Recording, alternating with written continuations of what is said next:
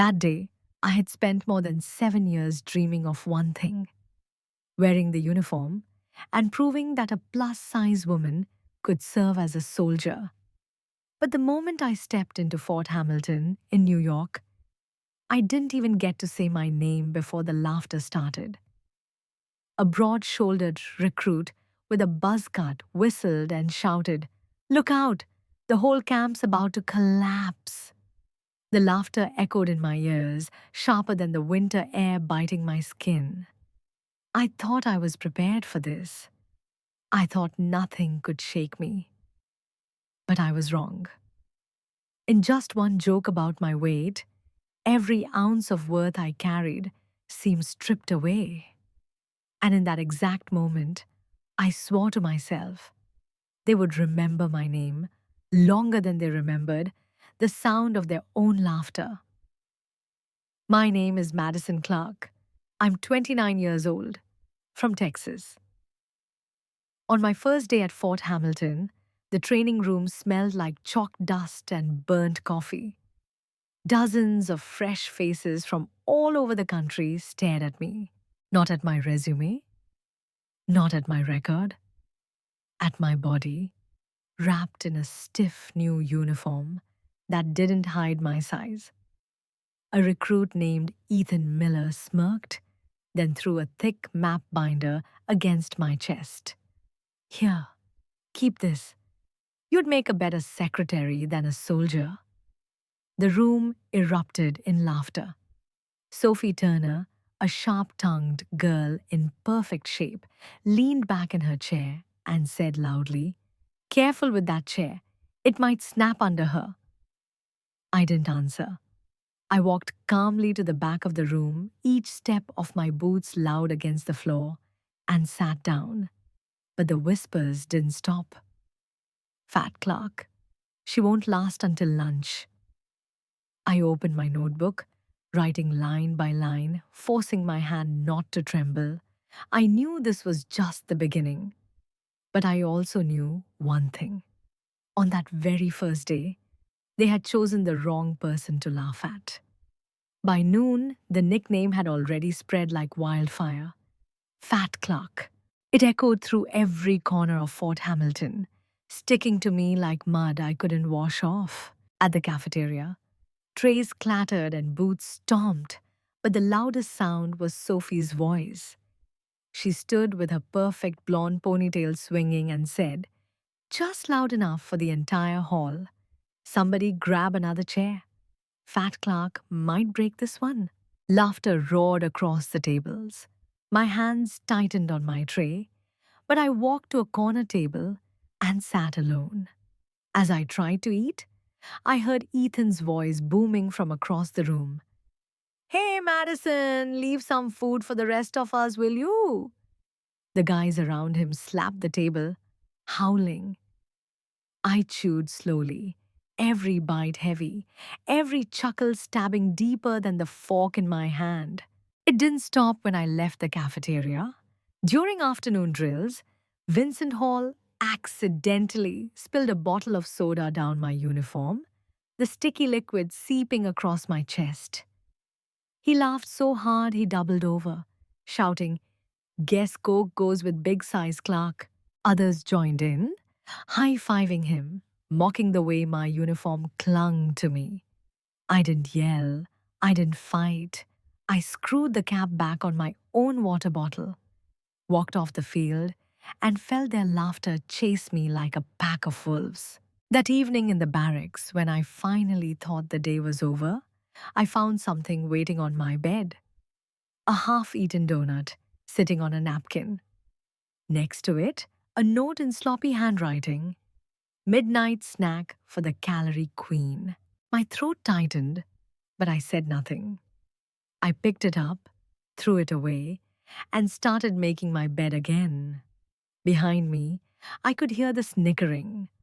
Some of them even made pig noises, oinks, snorts, squeals. The sound rolled through the room like a cruel song. I wanted to scream. I wanted to fight. But instead, I sat down, untied my boots, and let their laughter fade into the background because deep down, I knew one thing. The louder they laughed now, the sweeter it would feel the day I made them eat every single word. The next morning, the air at Fort Hamilton smelled like pine needles and diesel fuel. Our squad was handed maps, compasses, and a task: reach a checkpoint deep in the woods before sundown. I barely had time to unfold my map before Liam Rodriguez, a tall, loud recruit with a hero complex, yanked it from my hands. "I'll handle this," he said with a grin. "Don't want Fat Clark getting us lost in her snack search." The squad laughed and followed him into the trees, leaving me to trail behind. Liam barked orders, pointing in random directions, his voice bouncing off the branches. Half an hour later, sweat poured down his neck. The map was crumpled in his fist, and we were nowhere near the checkpoint. Groans erupted from the squad. Someone muttered, "Figures. Should have let Clark carry the donuts at least." Liam spun on me, jabbing a finger in my face. "This is your fault, Fat Clark. You should have spoken up if we were off course." I looked at him, then at the compass in my hand. My voice was steady, flat. "Turn left. 300 meters. We'll hit the checkpoint in 10 minutes." He scoffed. But the others, too tired to argue, followed.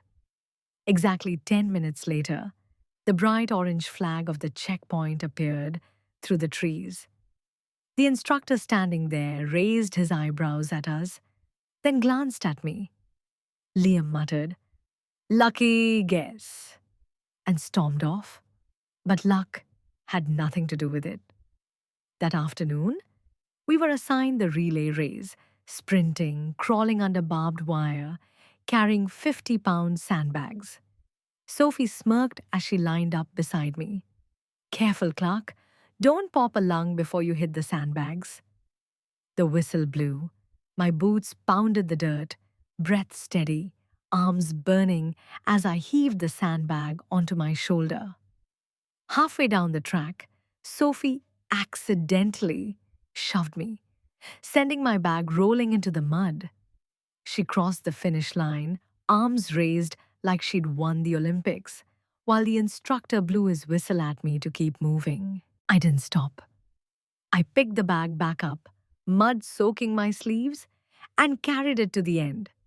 Long after my team had already lost, Sophie was high-fiving her friends, grinning like she'd scored a victory.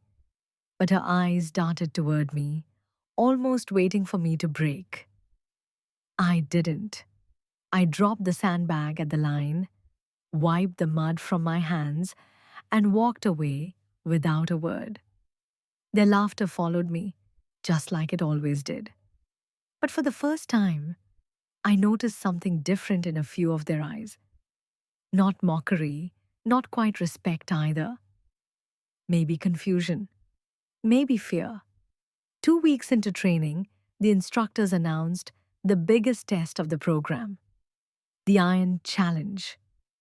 It was a brutal gauntlet, a series of events that would push every recruit past their breaking point.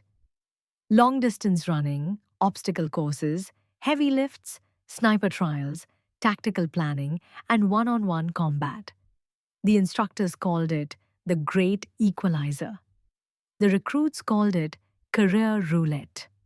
For me, it was the moment I had been waiting for. Ethan smirked when he heard my name on the roster. "She won't last the first mile. Better have a stretcher ready." Sophie leaned in with her perfect grin. "Don't worry, Clark. At least you'll win biggest appetite if nothing else."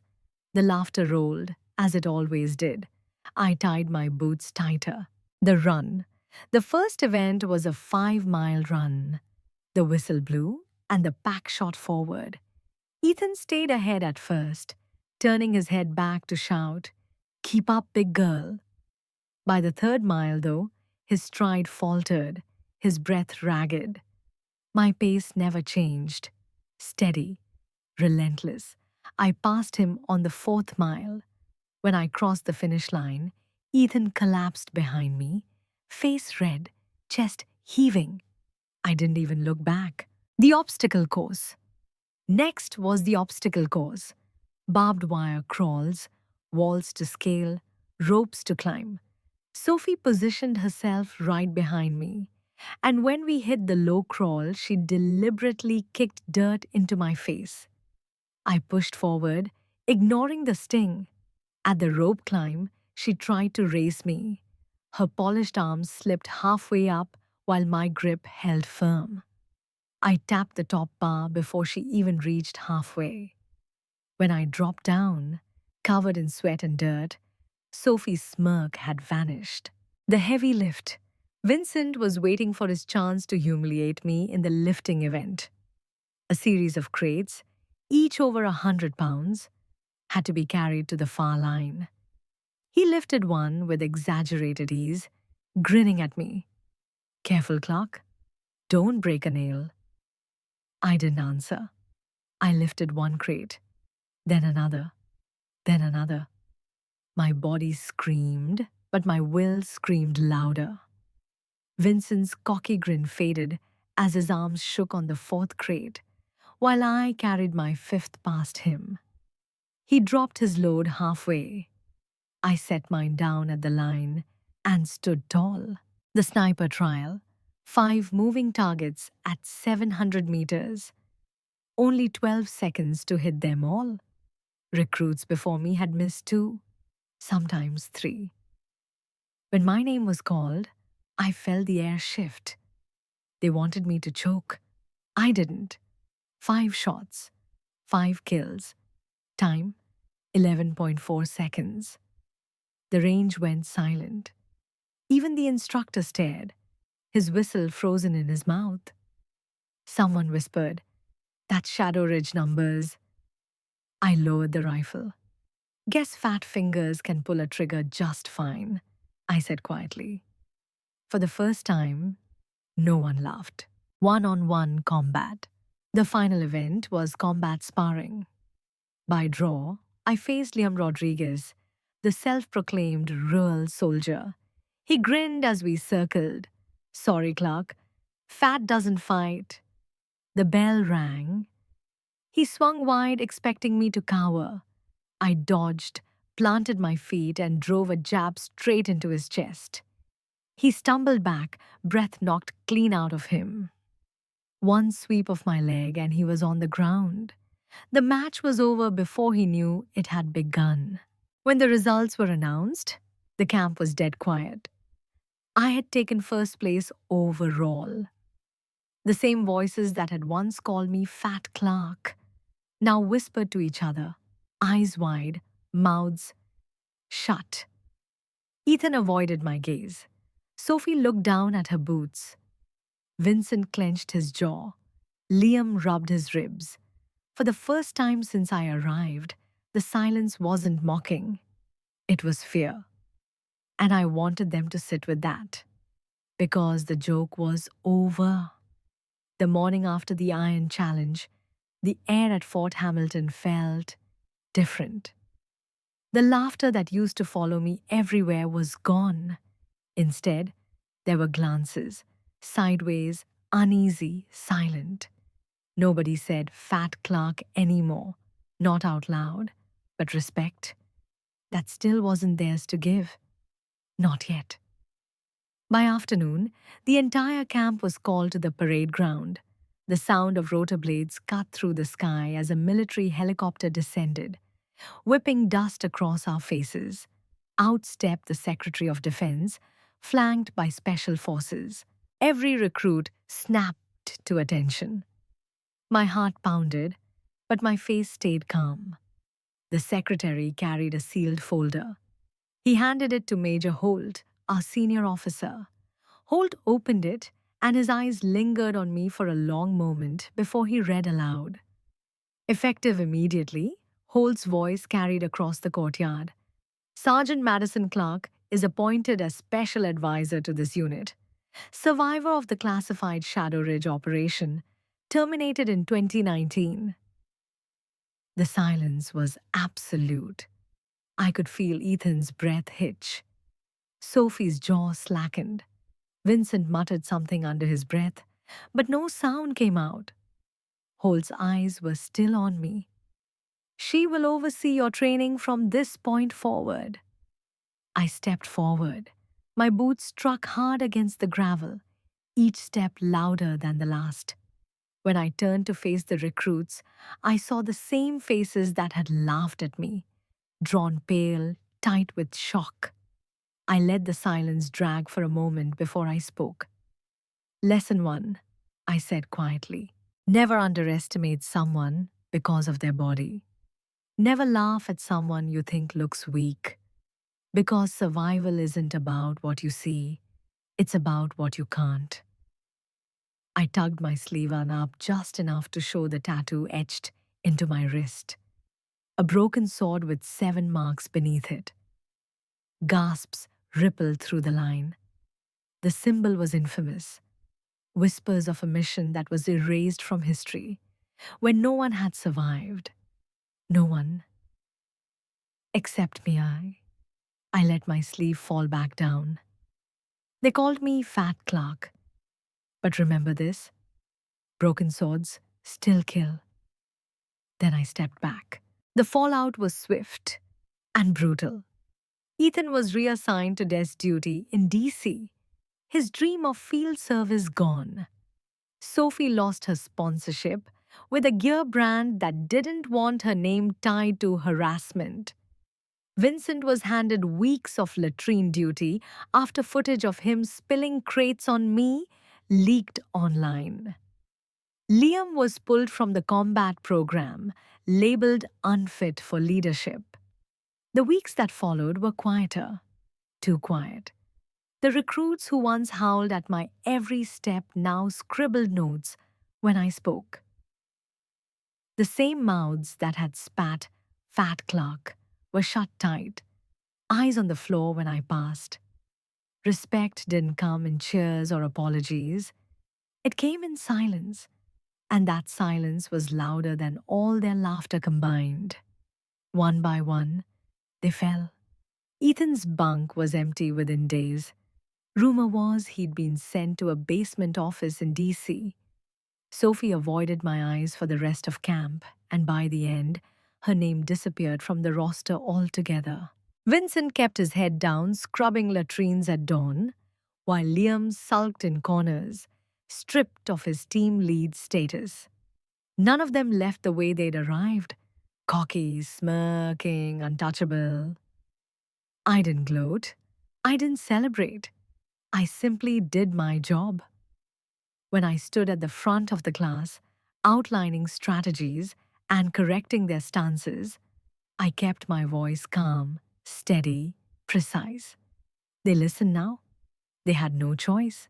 Some out of fear, some out of shame. And yet, there was a strange kind of justice in that silence.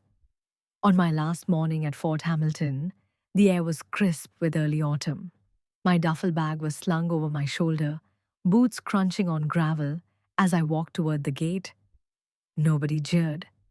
Nobody whispered. They just watched. Some looked at me with awe, others with guilt. A few with both, but not a single one dared to laugh. I didn't look back. I didn't need to. In my pocket was a folded piece of paper, a caricature drawn in marker, showing me as a crying pig in uniform. I kept it, not as a wound, but as a reminder. A reminder of the day their laughter burned away whatever fear I had left. A reminder that every cruel word had only sharpened my resolve. They thought my body was my weakness. They never understood it was my fire. And as I left the gates of Fort Hamilton, I knew one thing with absolute certainty. The weight I carried wasn't my burden, it was my weapon. Because the louder they laughed, the harder I fought. And in the end, I didn't just survive their mockery, I rose above it.